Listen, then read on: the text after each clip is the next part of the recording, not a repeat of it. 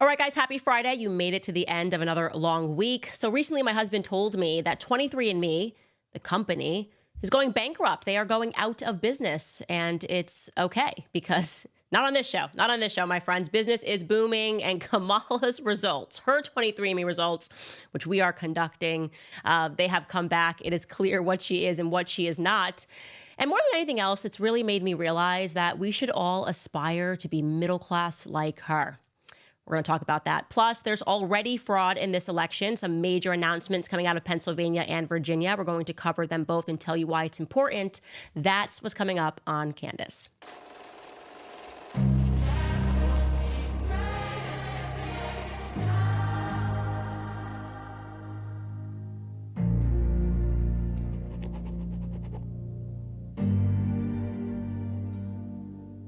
All right, so today I would like to focus on what it means to come from a middle-class family, because I don't feel like that's just a phrase you can toss around. But it is something that Kamala has routinely hit upon as she's hit the road. Case in point, obviously, recently her appearance on The Breakfast Club with Charlamagne the God. Here's what she said. Look, I grew up in the middle class. My mother, worked hard, raised me and my sister, and by the time I was in high school, she was able to afford our first home. There's a couple of things that you said. I appreciate you. Thank you. Thank you. There was a couple of things that you said that people would say were talking points, but it's really just your story, even though they are becoming your greatest hits. When you talk about the middle class and your godmother being a small business owner. But that's just your story. It's my story. Look, I've been in this race 70 days. Some people are just getting to know me. Yep. Other people have known me. Talking about your godmother being a small business owner as proof that you're middle class, your godmother, what does that have to do with anything? Of course, none of these people ever fact check her. None of these people are interested in reporting on all the things that we uncovered. They're just trying to keep their heads down and hoping that not enough people will watch this series to realize that virtually everything she says is a lie. And by the way, she also says this when she's stumping on speeches. Take a listen. I come from the middle class, and I will never forget where I come from. She definitively forgot where she came from, but it's okay because I am here to remind her. I'm very much here to remind her that she has somehow been memory wiped. And even her father, he writes this glorious piece and says, ancestry unknown to me. For whatever reason, they have descended within a fog of amnesia. All right, so we know already that Kamala is a dyed-in-the-wool communist. That is just an absolute fact. But I don't really think Americans quite appreciate what communism means yet because it hasn't exactly arrived on our shores fully. Americans don't quite compute why it is that the Cubans freak out, why the Cubans are voting Republican. They know exactly what communism is. They know what happened to their families. It's in their recent memories. They don't, us Americans, don't really compute the suffering and the starvation and the death that always follows a communist regime. And they don't even really, I think if you polled the average American or the average American student, don't even really know who the forefathers of communism were. So I'd already explained this in a former episode, but essentially those that were involved in the slave trade and were reluctant to let it go, when they said, okay, never mind, no more, it's been abolished, it would make sense that they then became communists, right? Okay, well, if you're interested in controlling people and you want to really own people, and you now recognize that you can't physically enslave those people to do your bidding, well, then you realize that you have to then control the government and enslave them in almost a sneakier way. So in a slave master environment, you are the master, you force the slaves that you own to work, and then you reap all the benefits, right? The slaves are poor, maybe they're living in tents, whatever it is, and you are everything that they're picking cotton, you're taking the cotton, you're selling it, and you're making tons of money. You've got this amazing plantation. In a communist government, you get dumb people to vote you in. Like, you're still the masters, but you're like, okay, we've got to get into the government. Dumb people are going to vote us in.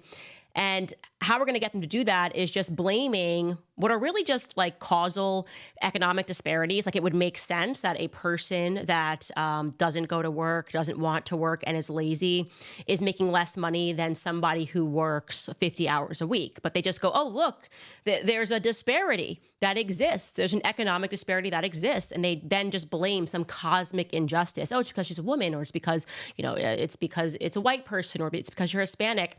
And so that's how these to-be masters get get these people to vote them into power. Like the government is going to solve this, when in reality, the government is just the new master, and the government is going to reap all of the benefits when you vote them in. And they're going to do that through more and more taxation and more regulation. So you're going to go to work just like the slaves did, and then they're going to be like, sorry, but there's all of these disparities that we, the government, have to fix. And how we're going to do that is we're going to just like take 90% of your check. We're gonna share everything. We're taking it because we're gonna divide it. You're not gonna see how we're gonna do that, and it doesn't really matter if this person works this many hours or this person. Everyone's just gonna have the same results, which is the government taking everything. We're going to own and operate everything.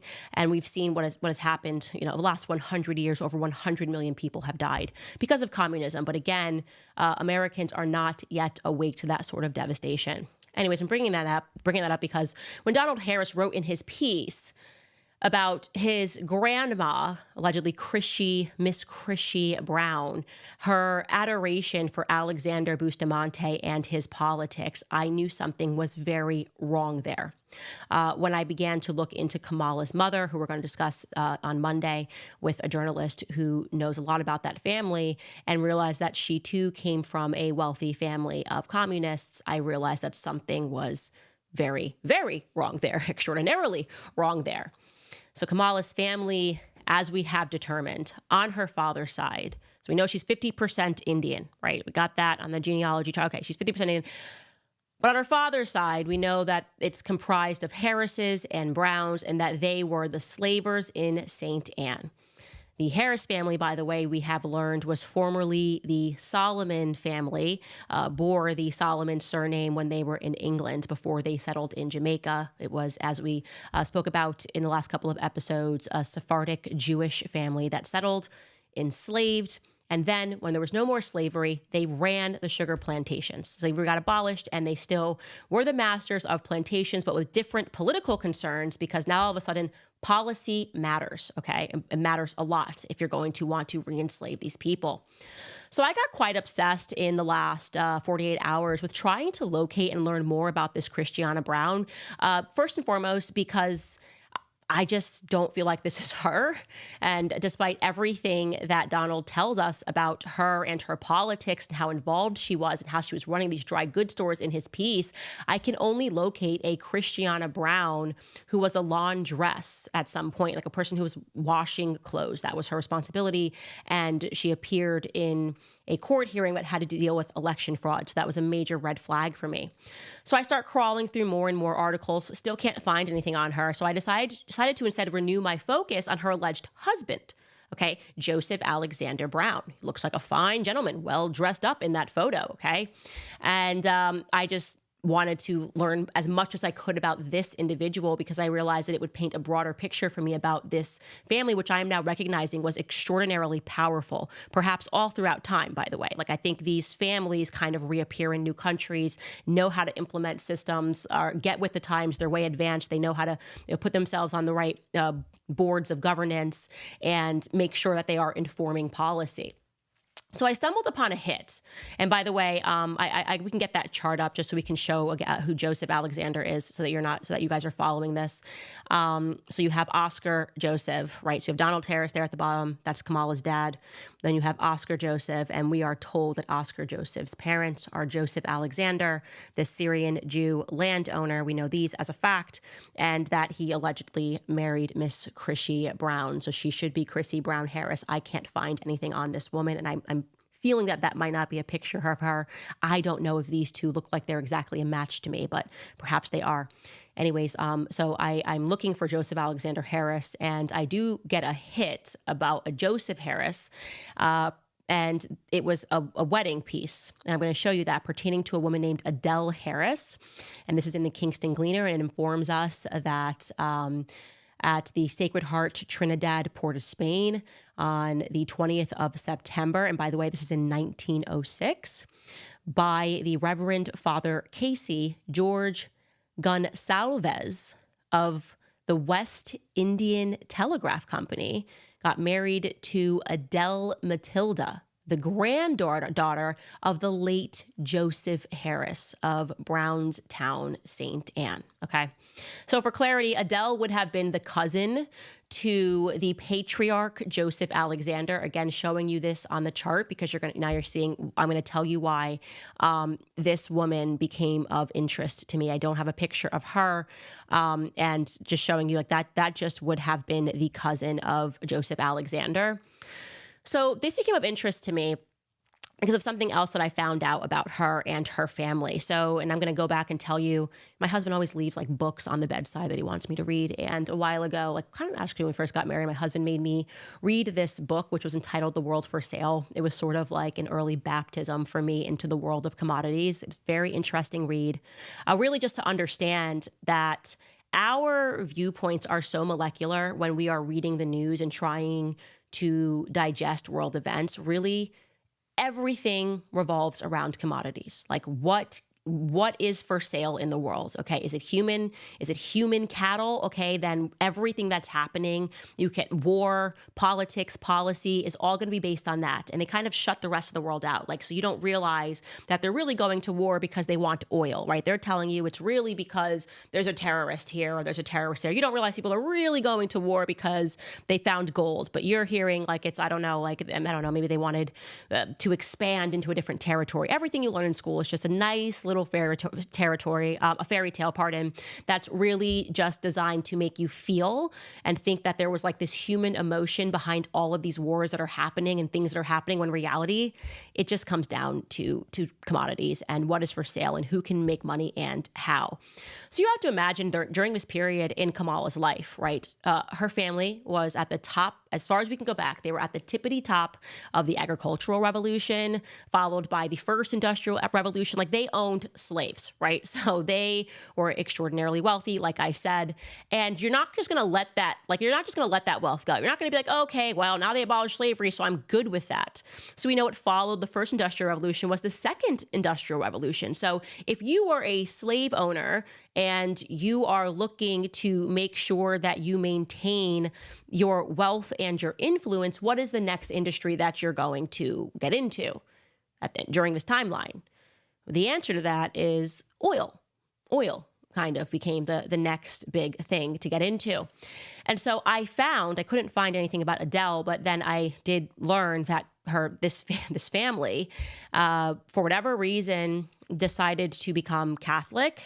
Maybe they were compelled by faith, but we had discussed that even on the Bravo Harris side, that suddenly everyone kind of converted into various Christian denominations, this one being Catholic, and they got into the oil industry. And I found this because Adele had a child. She had two children, and one of them had a very thorough obituary written about him on an ancestry site, and that person was George. Again, I can show you this chart. Here he is. This is in memoriam. It says Vin. He went by Vin, but his name was George Vincent Gonsalves. Okay, so despite the fact that he was an English Jew, they converted to Catholicism, and now they've kind of got this Spanish last name. Okay, look at this obituary.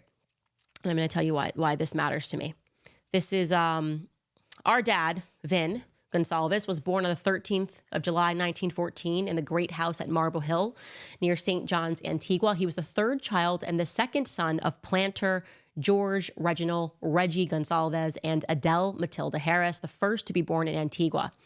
His elder siblings were both born in Jamaica, as was his mother. So every side of the family, they were involved in commodities. Dad attended Antigua Grammar School until he was 10, when dark clouds changed the family life drastically. Our grandfather sold one commodity, cane sugar, as we know. They were all running sugar plantations in Kamala's family. And he dealt with Red Path Sugar Company in Montreal. By the way, I think that's going to be a clue. I tend on exploring that over the weekend. He had a sister, Sarah Mildred, in Montreal. Her husband, Reggie's brother-in-law, Antonio Rodriguez, appears to have handled some of his business there. In the early 1920s, cane sugar became a depressed commodity. Beet sugar was produced cheaper than cane sugar could be. Cane sugar production was very labor intensive. The two family estates ran up huge debts. Then disaster happened. Reggie died. Our grandmother had no business experience. With the help of her brother-in-law, had to liquidate the estates for little or nothing in return.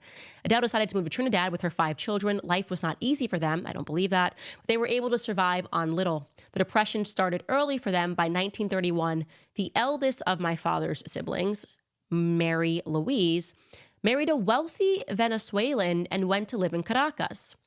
Okay, that is of tremendous interest to me. So instantly I said, okay, oil. That's very interesting. And I can't find this Mary Louise. I did find her birth certificate. She was actually born Maria Louise. Here it is right here. She was born, Marie Louise, and the last name is Gonsalves. She was born in Jamaica. All of that checks out. And then she virtually disappears. And were it not for this obituary, you would not be able to attach her to her brother or her parents because they have wiped any trace of her being attached to her parents on all of the ancestral sites. Like when you look him up, it doesn't say that he has a sister anywhere. But fortunately, we found this obituary, which was really done by the other side of his family. Anyways, the second portion is interesting too. So the sister is married into oil in Venezuela. And let's see what he did.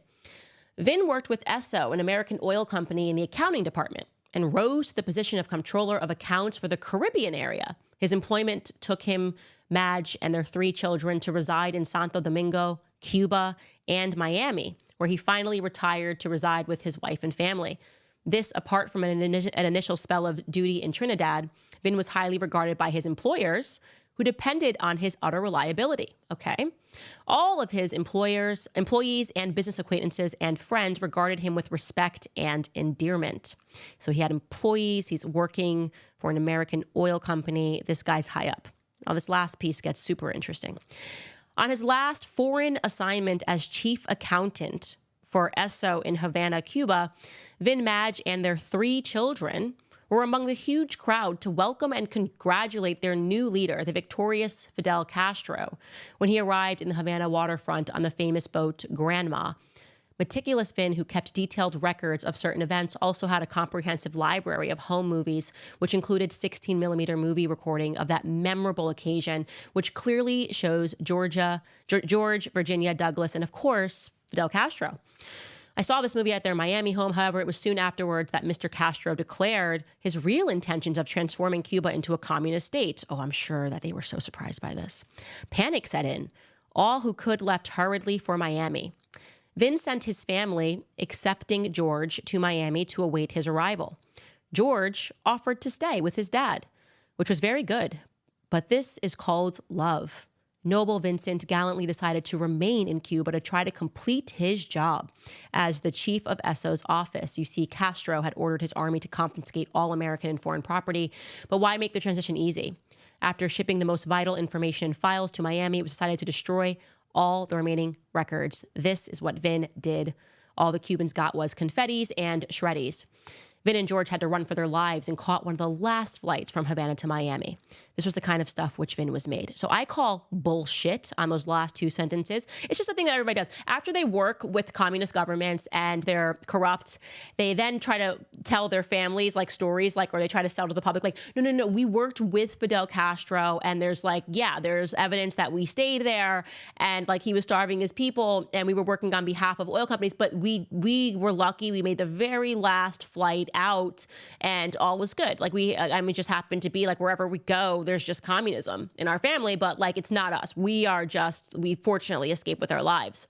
No, I smell a family when I was reading this and realizing that now it looks like I'm going to be able to find Kamala's family with new Spanish names in Venezuela. Don't know if you've checked into Venezuela lately, but that also got robbed by communism due to people that, I would say probably had an interest in their oil.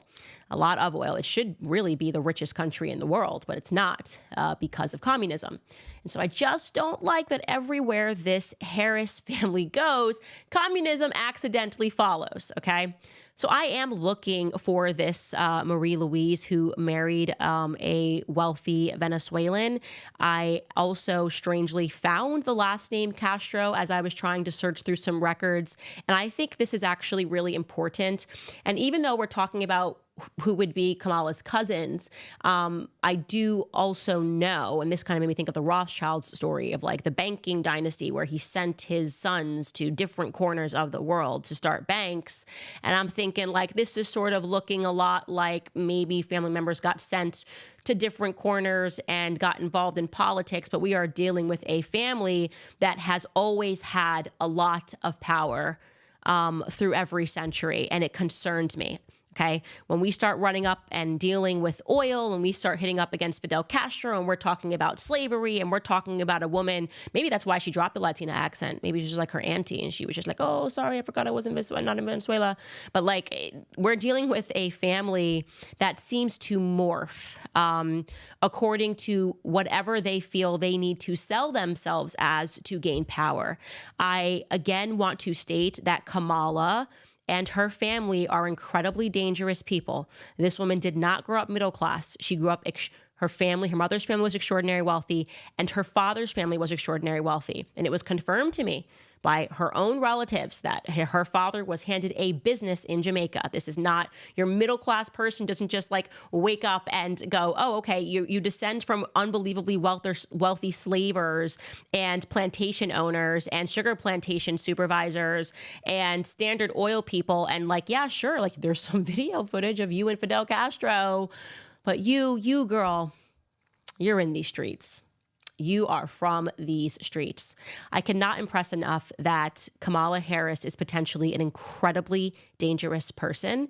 I know that we are already in the middle of people voting, but as much as you can work to get this information out there, I am telling you, there's something dark. And I think, and when I say something dark, I don't mean a black person. There's not a black person miles and miles within this family. I can't find one black person. But I'm thinking that the melanin, if my guess is correct, is going to come from an Indian that may be in her family, because we know that Indians were involved in the sugar trade. From every indication that I have, this family settled from Jamaica, from the UK, and I think that they were involved in the East India Company. So like I said, a family that constantly morphs but maintains their power according to the times and with the power behind them of the mainstream media. So I want to take a pause on that, and we will, of course, have so many things to report on Monday, because we will be sitting down with that journalist who has a lot of things to share about Kamala's mother, who we haven't even started on Kamala's mother, because this was really just an investigation to get to the bottom of whether or not she was black. And I'm looking everywhere like that meme, and I can't even find one dot. And that's all I'm going to say about that topic. All right, guys, the media has dubbed this the abortion election. We have to stand up to this evil. When you join forces with PreBorn, that's the largest pro-life organization in the nation, you are protecting the greatest victims in our society, babies that are in their mother's womb. PreBorn's network of clinics are positioned in the highest abortion areas in the nation, and they have rescued over 300,000 babies. When a woman considering an abortion searches to end her baby's life, PreBorn is there. PreBorn gives these women in need a free ultrasound. The power of hearing a heartbeat on an ultrasound combined with God's love doubles a baby's chance at life. One ultrasound costs just $28, and up to 5 ultrasounds are $140. Any gift will help their cause, and all gifts are tax deductible. To donate securely, you just dial pound 250 and say the keyword baby. Again, that's pound 250 baby. Or you can head to preborn.com/Candace. Again, that is preborn.com/Candace. All right.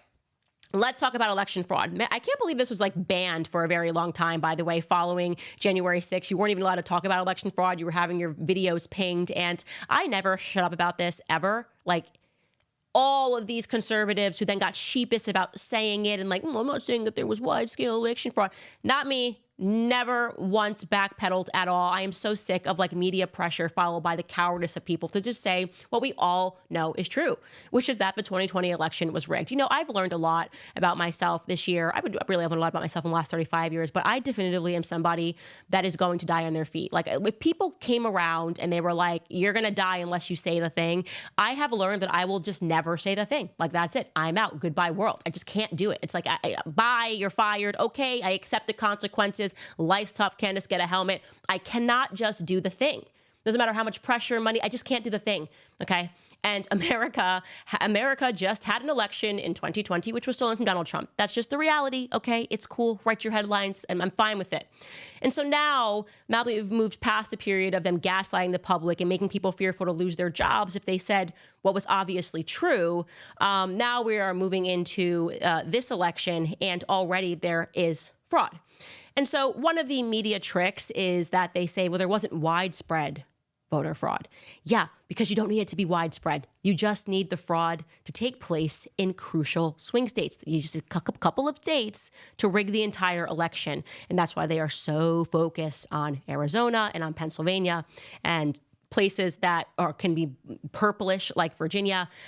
And lo and behold, it has now been confirmed that at least 2,500 suspected fraudulent voter registration forms have been dropped off already in Pennsylvania at the Lancaster County Board of Elections. The Lancaster County Board of Election official has come out and she has declared that. That is District Attorney Heather Adams. Here is what she had to say in a press briefing. On Tuesday afternoon, I was contacted by Krista Miller, who is our Chief Clerk of Elections, regarding potentially fraudulent voter registration applications that had recently been received by her office. At that time, she informed me that the Elections Office received approximately 2,500 applications at or near the deadline for registering to vote. While preparing to process these applications, staff noticed that numerous applications appeared to have the same handwriting, were filled out on the same day with unknown signatures, and some were previously registered voters, excuse me, and the signatures on file did not match the signatures on the application. So before I begin to summarize our preliminary findings, I must remind everyone that this is an ongoing investigation, and for that reason, I will be limited in the details that I can provide. Lancaster County detectives began investigating the voter registration applications and immediately found applications that were indeed fraudulent. Indicators of fraud included inaccuracies with the addresses listed on the applications, false personal identification information, as well as false names. A number of the applications also contained names that did not match the provided Social Security information. In some cases, applications contained correct personal identification information, such as the correct address, correct phone number, date of birth, driver's license number, and Social Security number. But the individuals listed on the applications informed detectives that they did not request the form, they did not complete the form, and verified that the signature on the form was not theirs. At this point, it is believed that the fraudulent voter registrations are connected to a large-scale canvassing operations for voter registrations that date back to June. Of course, that is exactly what's happening. What do you think is the reason that California, after COVID, said, oh, no matter what, everyone's just going to get a mail-in ballot. We're just going to pass a law. You're going to get it even if you don't request one. Because you're not requesting it, someone else is getting it, and they're going to fill those things in. They're going to figure out how many they need. They're going to drop these things off, and they're going to go, well, we've already declared California, and so we can't go backwards. And if you question anything, we're going to tell you that you're anti-American.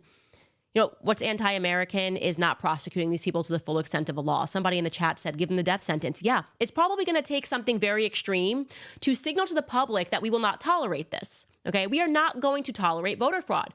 These little slaps on the wrist are not going to work. It's incredible when people who recognize that our election was rigged show up to support Donald Trump and then took like a stroll throughout the Capitol building. They lock these people up for months. This is when the Dems are in power. This is what the Dems do. They're like, you know what we're going to do? We're going to torture you so that you are scared to be a patriot. We want the whole world to watch us as we punish you severely for virtually nothing so that you know that we have it in us.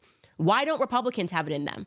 Why don't Republicans, when they get power, do these exact same things? Okay. There should be a incredibly severe punishment for people that are caught engaging in election fraud. That should be the case no matter what. And who cares? Who cares what the media says? Who cares what the media calls us? Like, we've been called everything already. But like I said, everybody's a coward. I'm so sick of seeing that. And that's not it, by the way. So down in Virginia, they recognized that there were 1,600 voters who honestly wrote, "We're not citizens," on their ballots. All right. So what did Virginia do? They did the right thing. They purged them. They purged the non-citizens from the state voter rolls. And guess what?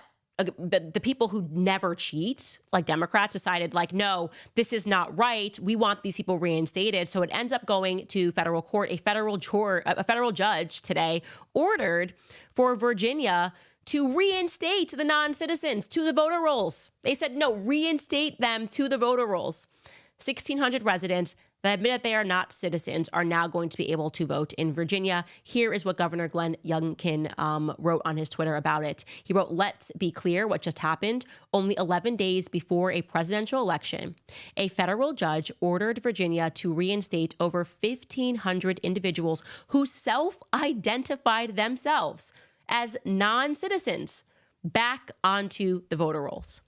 So remember this the next time that someone comes to you and they say, oh, you believe voter fraud, like a voter fraud happened, it's like a conspiracy, or when you see somebody who pretends to be a conservative, doesn't have the nerve to recognize that this is already happening in our country and it doesn't need to be widespread. It just, again, needs to be in these crucial states. Remember this. Remember these stories.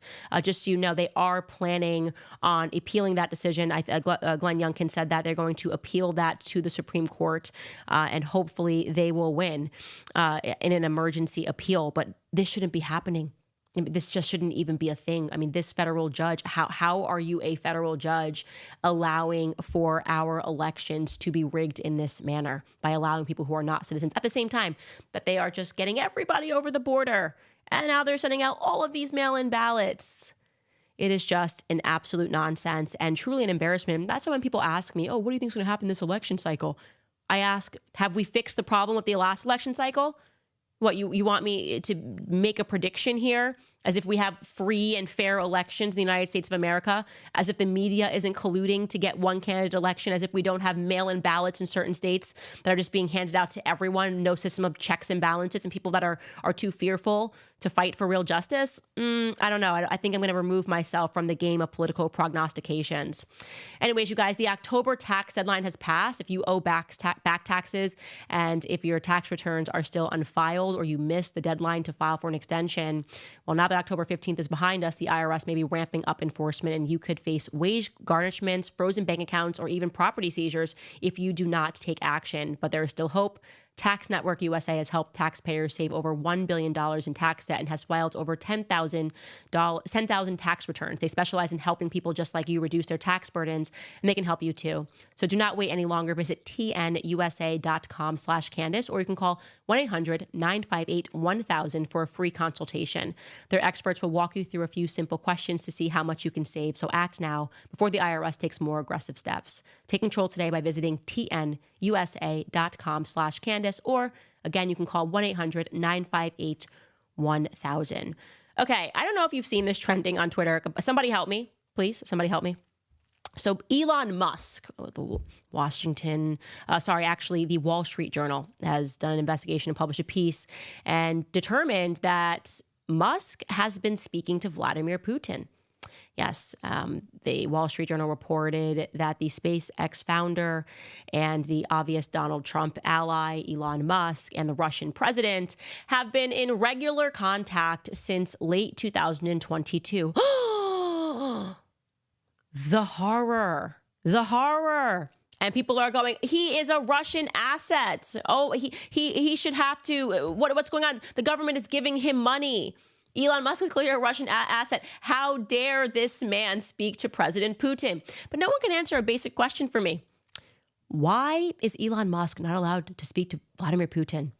Let me tell you something. If Vladimir Putin calls me right now, I am picking up the phone. I will speak to Vladimir Putin live on air. Like, what are we at war with Russia? oh, no, we're not at war with Russia. No, we haven't done anything to Russia. Russia's mad for no reason. No, we are. That's kind of what you're implying. You know, we've been fighting a war by proxy, right? You know what we've been doing in Ukraine is no good. We've been up to no good. We've been on his border doing no good. And you're just using the media to make people think Putin bad, as we continue to do bad all around Vladimir Putin. And I've said this since day one. You call me a Russian asset. I don't care. I've never been to Russia. You guys make stuff up about me all the time. I'm sorry that I call balls and obvious strikes. No, American people have no concept of history, don't know that we pledged that NATO would not move 1 inch eastward. And then we moved plenty of inches eastward. And now we are essentially putting troops on his border. And he's supposed to just, take that as if we would be totally chill if Vladimir Putin was just putting troops in Mexico, putting troops in Canada. Oh, yeah, no, we'd be chill. We'd be cool. If him and BRICS decided to put together a little army, yes, we would have like Brazil, Russia, India, China, and they just put together a little army, and then they put like soldiers in Canada, and they put soldiers in Mexico, and they were like, hey, what's the big deal? Canada decided to join BRICS. Mexico wants to join BRICS. Why are you guys spazzing out, America? It's just peak gaslighting. And so, yes, first and foremost, it makes sense if you are a businessman and you have SpaceX, and that's kind of everywhere, that you would want to make sure that you have meaningful contacts with people in government. I am just so tired of the Cold War rhetoric. I'm sorry, Cold War generation. You guys be done, We're so sick of it. I get it. It was traumatizing. They had we had fire alarms. You guys had nuclear fire alarms. You had to get under your desk as if that was going to save you from a nuclear bomb. Like, what? So stupid. Anyways, I know, I'm sorry, you guys were under the desk and they told you Russia bad, and it never left you. But as far as we've been alive and our generation has grown up, what are we supposed to be concerned about with Russia? Okay? Any reasonable person is going to be upset if a hostile, and we have become increasingly hostile, okay, for whatever reason, we should be locking arms with Putin. That should be a natural ally and a guard against China and China's power and the Spratly Islands. Like, these people are literally building islands out of nowhere in the middle of the sea. That's the concern, okay? China has a very concerning thing going on over there at the Spratly Islands. And you're like, well, let's just pick on Russia. For what reason? I'm so sick of it. I don't care. I literally don't care. Okay. So Elon Musk is allowed to talk to Vladimir Putin. Okay. If every single music star, Bono, U2, everyone singing, Brad Paisley is allowed to go guitars and sing along with the homosexual Zelensky. That's my take on that. And I'm sorry, anybody's upset about that? I don't really care. I literally don't care. Just don't care. Anyways, you guys, I wanted to tell you some stuff that you could watch today. First and foremost, you guys know Donald Trump is going to be on Joe Rogan. I don't know when that's dropping or if it's already dropped since I've been on air, but that's something to look forward to. But even bigger, I did Nick Cannon's show. I actually shot it a few months ago, and they just dropped that now. And I'm going to give you two of the teasers of our conversation. Take a listen. It's not about money. You think it's more than money? Because everything you're saying is 100%. I think there is an agenda. It's for the dollar. It's not to really control. Nope. You were trying to tell me when you and I don't know how old you are, but we got to be around the same age, graduated high school, there were this many trans kids? Yes. It's just now that there's an opportunity for them to be expressive and they're in a safe space now, because now they were probably struggling a little bit more, but the community has always been that's the an community. Agenda. Hollywood is about money. How is it plausible that everything Hollywood promotes is antithetical to the Bible? I mean, there's got to be like just one thing that they were like, yeah, that part's true. No, it's like they're anti-marriage, they're anti-life, they're pro-transgendered. Literally, it's like someone read the Bible and then said it upside down, and they go, that's Hollywood. But this is my thing. If you are, say something biblical, or you are faithful in Hollywood, you'd be the first person to get canceled. See, I disagree. Or somebody taught me this. You can find the devil in anything, but you can see God in everything. Show me God in Hollywood, please.